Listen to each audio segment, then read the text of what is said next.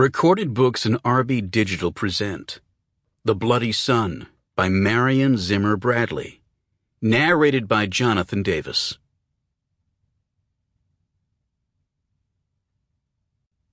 The stranger who comes home does not make himself at home, but makes home strange.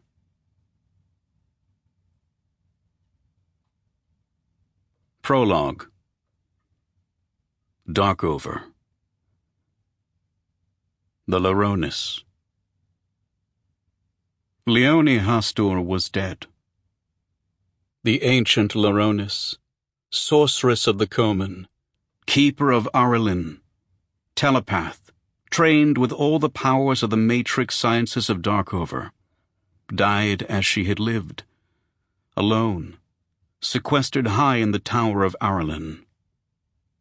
Not even her priestess novice apprentice, Janine Lanier of Storn, knew the hour when death came quietly into the tower and took her away into one of the other worlds she had learned to walk, as skillfully as within her own enclosed garden.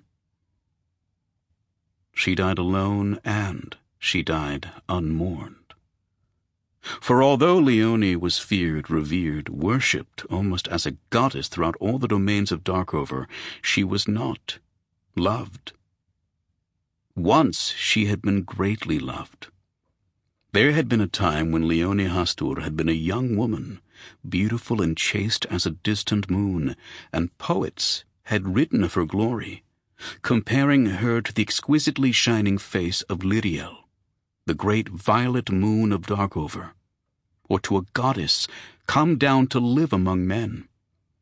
She had been adored by those who lived under her rule at Arelin Tower.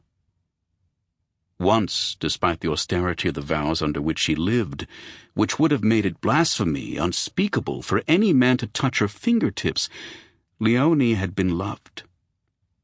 But that had been long ago. And now, as the years had passed over her head, leaving her more and more alone, further from humanity, she was loved less, and feared and hated more. The old regent Laurel Hastur, her twin brother, for Leone had been born into the royal house of the Hasturs of Hastur, and if she had not chosen the tower, she would have stood higher than any queen in the land, was long dead. A nephew she had seen but a few times stood behind the throne of Stefan Hastur Elhalin, and was the real power in the domains. But to him, Leone was a whisper, an old tale, and a shadow. And now she was dead, and lay, as the custom was, in an unmarked grave within the walls of Arelin, where no human being, save those of Comyn blood, might ever come. In death no more secluded than in life, and there were few left alive to weep.